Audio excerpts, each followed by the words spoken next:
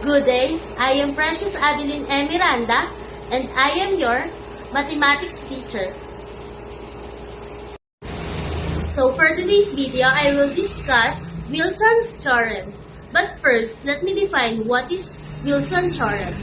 Wilson's theorem said that if p is a prime number, then p minus 1 factorial is congruent to negative 1 mode of p.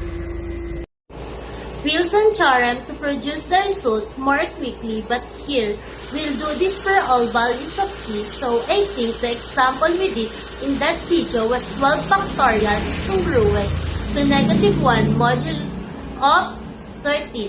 I'll let you guys check out if you want to. So, before we prove Wilson's theorem, we need a following lemma, and the lemma will be the following. So, if a square is congruent to 1 mode of p, then a is congruent to 1 mode of p, or a is congruent to negative 1 mode of p. So, in other words, the only two square root of 1 mode a prime are 1 and negative 1. So, this kind of thing that makes arithmetic modulo prime is pretty similar to arithmetic modulo the real numbers, because we know that in the real numbers, the only two square root of 1 are 1 and negative 1 as well. Now, let's look at the proof, and I should say that this means in particular, if you look at all the numbers mode of p, every number has a unique inverse modulo p, and it turns out the only numbers that are there are only inverse 1 and negative 1. So, that's actually how we're gonna apply this in the proof of Wilson's theorem. But we'll get to that when we get to it. So, let's look at our proof. So, let's suppose that a is congruent to 1 modulo of p, and so that means a square is congruent to 1 mode of p. So, that means that p divides a square minus 1, and then from that, it follows that p divides a minus 1 times a plus 1, which is great because now we can use a limit that we proved earlier, that if p divides a minus 1 times a plus 1, then that means that p divides a minus 1, or p divides a plus 1. So we did this with if p divides a times b, then p divides a or p divides b, but in this case we'll use a minus 1 and a plus 1. So now, let's look at what each of these give us. So what this means is from this one, it would follow that a is congruent to 1 mode of p. And from this one, it would follow that a is congruent to negative 1 mode of p.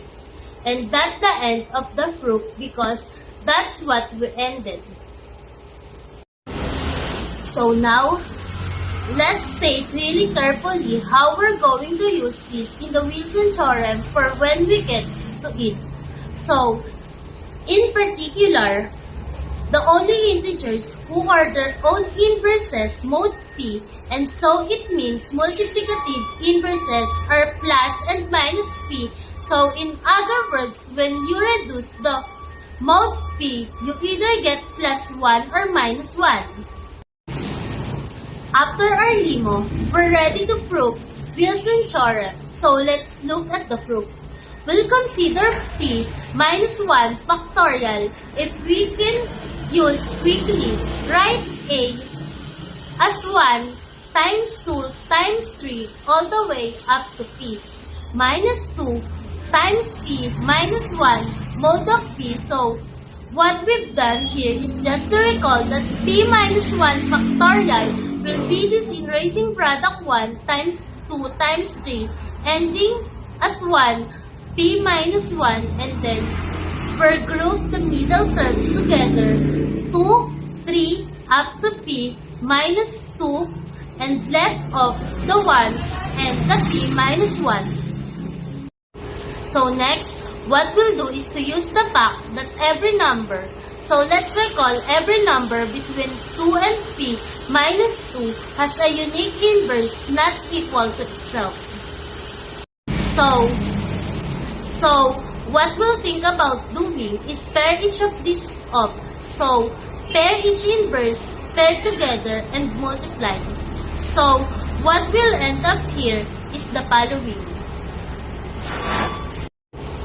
So that will give us p minus 1 factorial will be congruent to 1 times 2 times 2 inverse times 3 times 3 inverse all the way up to p minus 2 times p minus 2 inverse times p minus 1. And I've been a little sloppy here because, of course, 2 inverse could be 3 and p minus 2 inverse could be 2 or 3, but just considering the inverse, the fact, those are not the case, this is what would happen. And if they were, then we would just like, instead of writing 3 and 3 inverse, we would write 3, 4, 2 inverse, and so on. So, we pair each inverse together, and we'll notice that all of these cancel to ones, and what we're left with is 1 and p minus 1.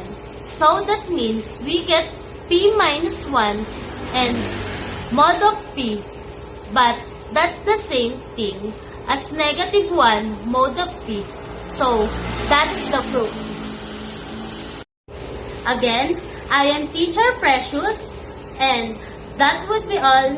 Thank you for watching.